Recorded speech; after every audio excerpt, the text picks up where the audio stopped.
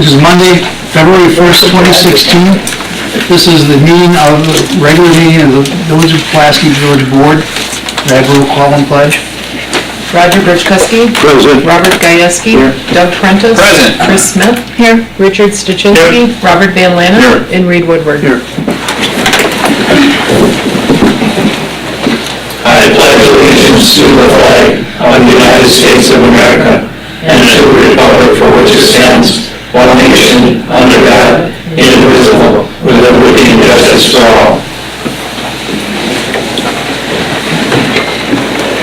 Could I have a motion to approve the agenda as presented? So moved. By Chris, Second. by Roger. All in favor? Aye. Opposed? Motion carried. Item number 3, approve the minutes of the regular board meeting of January 12th, 2016, and dispense with the reading. So moved. By Bob Van Lannen. Second. By Bob Gajewski. All in favor? Aye. Opposed? Motion carried. Item number 4, persons desiring to be heard. Persons desiring to be heard. Third time, persons desiring to be heard. There being none, we will move on to item number 5, committee reports. The Economic Development Ad Hoc Committee of January 18th, 2016. We had 3 different highlights I wanted to touch on. We're getting together for a community meeting on February 24th, and that'll be at 11:30, and that meeting will start at First Merit Bank, and then it'll lead into a tour of the Franciscan Printery, or the Franciscan building, the old Printery building. And then also that evening at 5:30 at our school district office at Glenbrook, we'll have another, but it will be a virtual tour, pictures of the different views within the building. Trying to create some interest of putting somebody in there, somehow sharing that space so the building doesn't further depreciate. It's just too much of investment to be taken down. So we're doing all kinds of brainstorming on that. Again, February 24th at 11:30 and 5:30. The second part here, we found some interest in the North Business Park due to the hard work of Kristen Fish. She had heard that there were a few sites being reviewed for a certain business, and asked why we weren't considered. Apparently we had fallen out of that consideration and got us back into the ball game there. So hopefully we can hear a bit more about that, but she's out there fighting for us every day. So the third thing we had an update on, the Field of Dreams. They're going into what they had originally called their Millionaires Club, but they're taking a step into their next effort of fundraising. So different businesses or groups or individuals can be involved in that level by giving a sum of at least $10,000, but they have it staked out through several years, 5 years or 3 years, depending on how they would like to do that. I guess I do have one more thing. In the absence of a business incubator, I've talked to a couple downtown businesses, including myself, trying to provide a low rent cost for anybody that wants to bring a business, kind of get out of their house and try it out here on the street where there's plenty of traffic. Since then, we have filled our space, but Greg Van Asten has 1,000 square feet there in his building.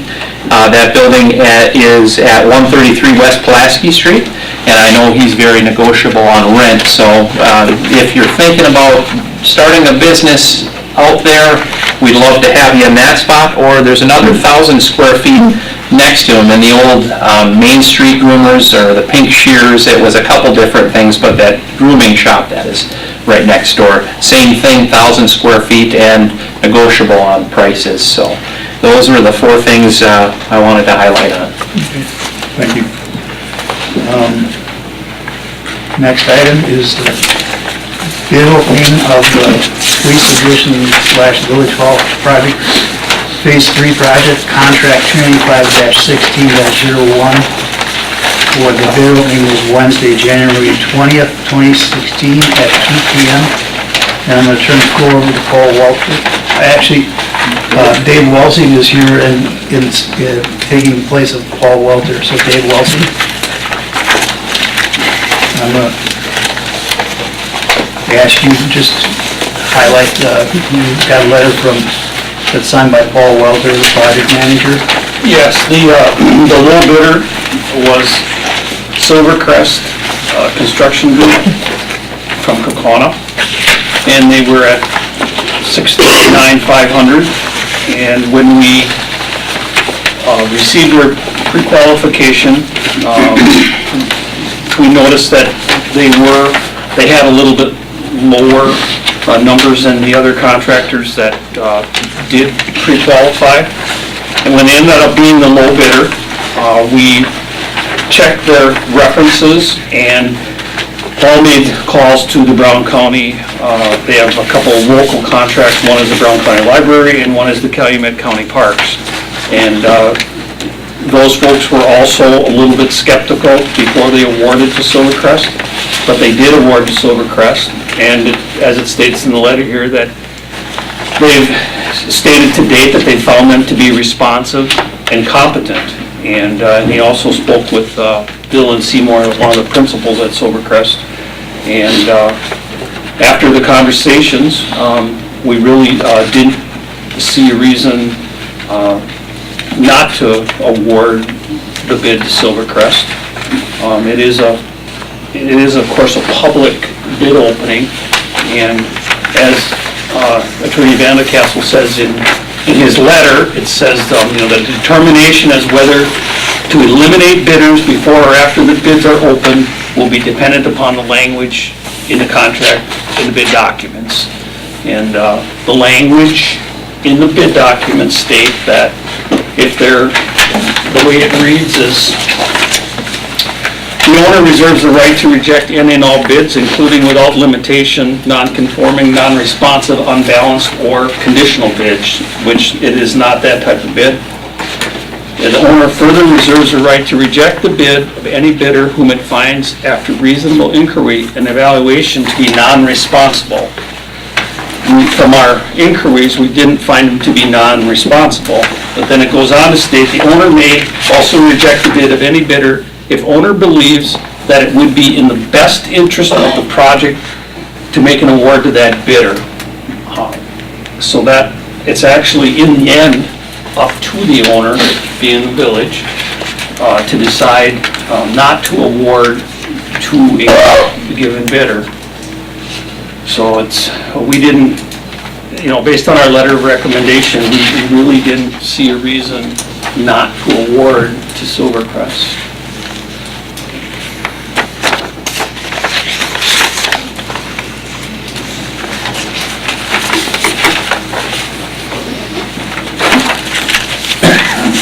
Have we worked with Shoe Construction, to your knowledge, Dave? Not to my knowledge on projects. I personally have not worked with Shoe. I don't think you have in the village here at any of the projects at the wastewater plant in the past, or projects that we were involved with. The projects that you referenced, scale-wise, were they similar to what we're looking at here? I don't know that for sure. The reason we checked on these is because they were public projects. Silvercrest has done larger scale private projects, but I'm not sure on the size of these. Being as though they're public projects, I'm sure they are bonded projects as this project is, which it has a performance and a payment bond required, The larger scale private projects that you're aware of, I'm assuming those would be commercial type construction like this? Yes. Okay. Yes. I guess I'm just a little weary because of the financials. And I know Shoe is right up the street, and I know several of their projects. So So I personally would be more comfortable awarding the bid to Shoe. If the financials were the same, I'd say then I'd be comfortable with Silvercrest. But I believe it's in the village's best interest to consider Shoe with this project. Just being the difference of $500, I think it really does make sense. And I'd just like to reiterate that I did consider this before our report here, that the bid is so close and Shoe is more local, and I have never had any contact with any of the employees or I don't know any employees, but I'm assuming that his employees would be closer than the Kokona contractor. So that is a little bit of an advantage, I would think, for Shoe also. But I have to go along with what you're suggesting, Doug. Bill said we had the right to award the bid to any responsible bidder.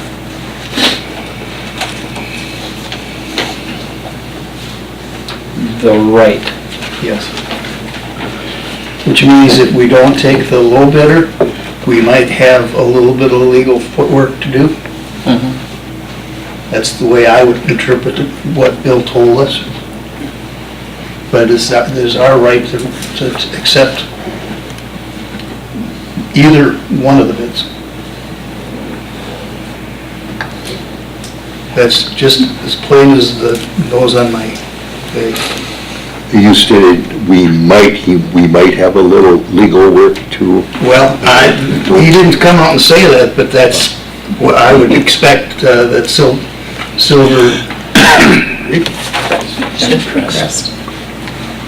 Silvercrest Construction. Silvercrest,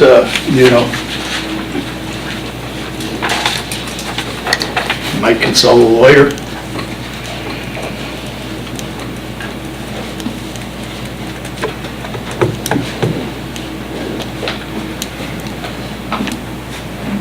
So,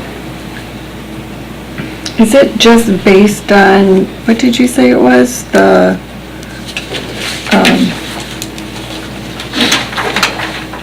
What's the word I'm looking for? You used it. The financial responsibility. Not the financial part, but the other side, the other part of it, not the reputation, but the, Oh, but I guess my point is, yeah, my point is, does that not also fall under the financial side of it as well? I mean, because we have to be financially responsible in this decision, so that's what kind of makes me wonder, why would there be any other kind of legal whatever that would take place if we felt that it was in our best interest to pursue. I mean, there's a difference of $500. I mean, so it's not extreme, so I guess I think it's probably in our best interest to go with Shoe. That would be my recommendation as well. Being local, we happen to know some of the shoes, so I think I would recommend that as well. I got the judge, raised his hand. Can we have a motion open the floor? So moved. By Bob. Second by Bob. All in favor? Aye. Okay, all for the floor, Judge.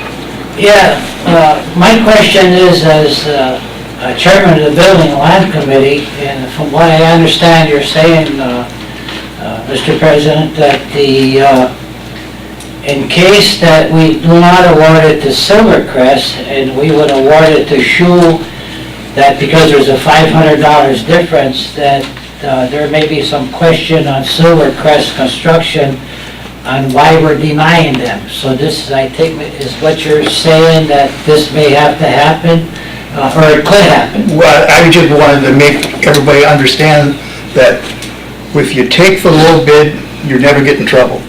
But if you do not take the low bid, you're gonna have some footwork you're gonna have to take care of. And that's usually done with lawyers. Gloria?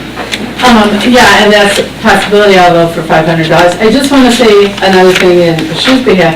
I think, and some of you may remember, didn't Shu do the construction at Church Assumption when we split it off and then we Otis did the elevator? I mean, I'm pretty sure we wrote checks for Shu Construction. Yeah, I'm pretty sure it was Shu. And the other thing is when everybody does fundraisers or Polka Day, all this, Shu Construction is usually a supporter of our local things. So I think that's another thing we should think about, because, you know, they're here already helping us. So, and we know they do good work. I mean, they do work. He builds a co-op. Yeah, he shows some construction. Yeah, yeah, there too, right. So they've done a lot here, they've done good work. I've never gotten complaints about them. You know, they give money back to our community. That's big. We've never had Silvercrest give us money here. Okay. We've got more discussion by the board. If not, does somebody want to make a motion? Don't we have to close the floor? Yeah, I'm sorry, thank you. And I'll second Motion to that. close the floor by Roger, second by Doug, all in favor? I know Shu Construction was the contractor that did the rehabilitation to my building, the old Siegel's building. I'm very happy with the work, and it's still standing, so that's good. A lot of work in Green Bay. The financials that we leaned on our lawyer, or our CPA with Brad Frank, I think that tells a very large story, and I believe that supports our decision. So with that, I'll make a motion that we accept the bid from Shu Construction. And I'll second that. Second by Roger. Any other discussion by the board? I see a car pulling into the parking lot. Just the fact that what Gloria said is them being local, and they do support our community, so it would be in our best interest to take their, It's a big deal. yeah. Okay. Bill? It didn't look like it was the bright lights like he had. So, nope. All right, we've got a motion and a second. Roll call vote, please.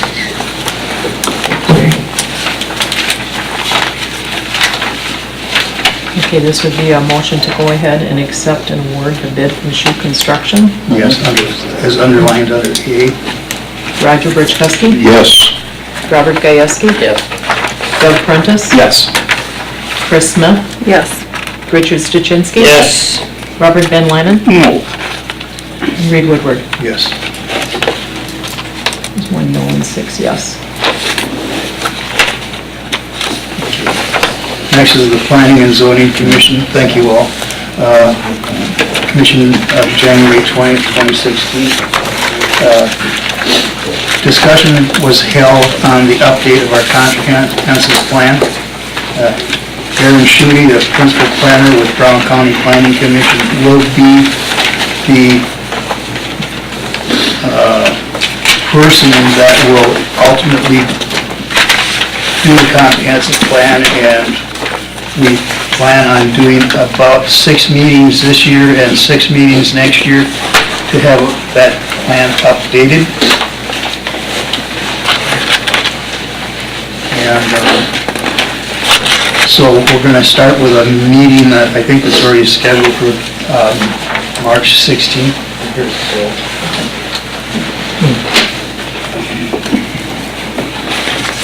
So,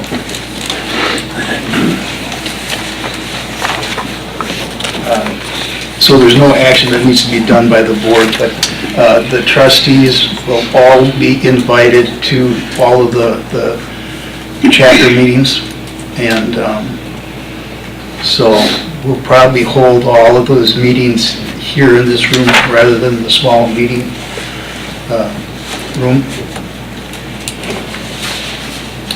And with that, we'll move to the NEW Paramedic Public Safety Board, January 25th. Okay, we had a meeting, this is the final for the year. In November, there was 36 calls, December 15th. For 2015, they had 491 calls compared to 488 in 2014. We had 101 no transports compared to 130. Transport was 390 compared to 358. No charge was 89 compared to 114. That was the total for NEW for the year. The village in November had 19, December 23. For 2015, they had 221 compared to 218 of a year ago, so we were up on the calls on that. So then we had a lengthy discussion, and I guess it was more of a matter of miscommunications or not knowing with the fire department and standby. Now, somebody called Dick Smith called NEW called Blue Cross.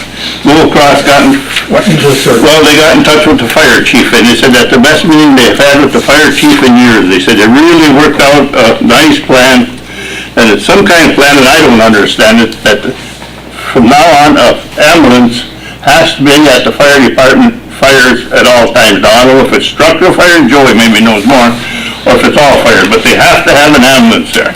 Pretty sure it's structured. Any interior, if there's any interior firefighting. Oh. And what happened, NEW had a call while they were at the fire. Now, I don't know if they took off without notifying anybody, or if they notified somebody was, I don't know what it was, but they discussed it all. And they found out that when they get to an accident or a fire scene, who's ever in charge will place them. They have to go where whoever in charge of that fire puts them. Mm-hmm. And before they leave, they have to notify somebody. I don't know how it's going to work. That's their problem. But they have to have either a standby there or somebody on the way before they can leave. Right. So that's the way they worked out. But they were really proud of the way the fire department handled it, with them, and they were all satisfied. Because they said that radio communication when you get to fire, when they got all these units coming to the regular zoo. Mm-hmm. But I never was to fire, so I don't know what that was. That was on the call. They were, and they did mention, Margaret, they are going to have a mock disaster. Nobody's supposed to know. I know when it is and what time they're going to have. Maybe you do. Don't tell me. Oh, no, all the three police agencies, all the fire department, all the first aid, and everybody in the area are going to be invited to it. Yes. So they got a date set and a rain date set for that. Then we went into the bad part of it, was the finance deal. Mm-hmm. Well, they went into it and they said, like we know, it's guesswork. Mm-hmm. And they guessed bad, they said, on the expense. They run, let's see, almost $13,400 over expense. And the big items there was salary, they under budget by $5,000, Social Security a little over almost $15,000. And workman's comp, I don't know, but that was almost $5,000 under budget on workman's comp. On them three items, they went. You get a claim and it adds up in a hurry. That was where it come closer to $13,000. So the income wasn't too bad until you look back in the sheet here, allowance for uncollectible accounts, $24,700. So they got almost $25,000 out in 2015 that's uncollectibles at this time. If they collect it, who knows? You might want to bring the tax intercept thing. Well, they received some from there, Okay. but it's nothing, and what they say, they said probably some of this is because people say that to change insurances, they went to higher co-pay, Medicare cut down a little bit on what they allowed, and probably some estates didn't have money to pay it. Some of this money come in, so. Okay. So, but at the end, there were $3,494.87 in the good. The village will get a refund of $923.12. The town of Maple Grove, being the smallest, gets $253.27 back. They said they were gonna give that share back, and, they want all the other communities to get that $253.27 back, and there should be a motion later on to do that. And then he said it's up to the town, but we should start some type of fund. $1,000, $2,000, $3,000 a year to go into their equipment fund or something, because they said they just bought 3 new ambulances that are $163,000 a piece. And they said our building is 30 years old, we'll need a furnace soon. So he said that $2,000 a piece, that's $12,000 going into that fund. So we should start, so it's up to the community, because they only do the operation of the ambulance, they don't do the stuff in the building. Right. And I agree that we should It should be. you know, a certain amount away every year. Well, that's up to, then you went into, the state passed a new law that anybody that holds a first responder,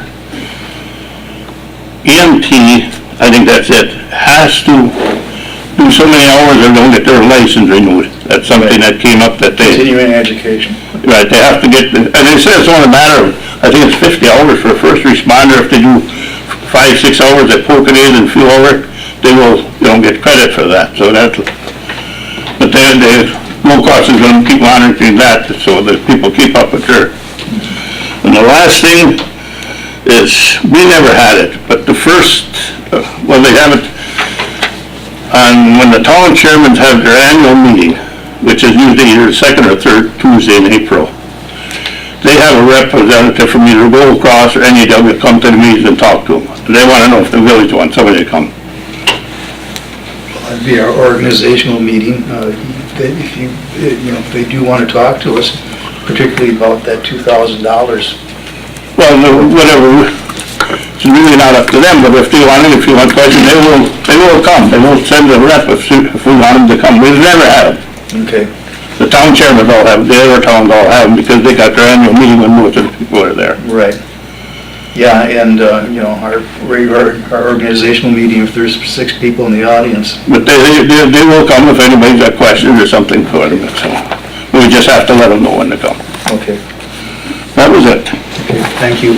Under A, we have a discussed distribution, Oh, yeah. and the village of Pulaski will receive $923.12, and if the village would consider to return the amount of $253.27. That would match the refund from Maple Grove, Right. and then those monies would be placed in the equipment fund. That goes into the equipment fund. So do you need a motion? Yes, I do. I will so move. Roger. Second. Second by Richard. All in favor? And I don't believe Jody got the check yet, huh? No. Reed, I have one question for Bob before you continue. I was reading your minutes over here and it answer questions in regarding to discuss future training with the board. Is that what you were referring to with having somebody come? No, what they're going to do, they're going into the school and trying to get the school with some trainers to see if they can get somebody there to go on to train.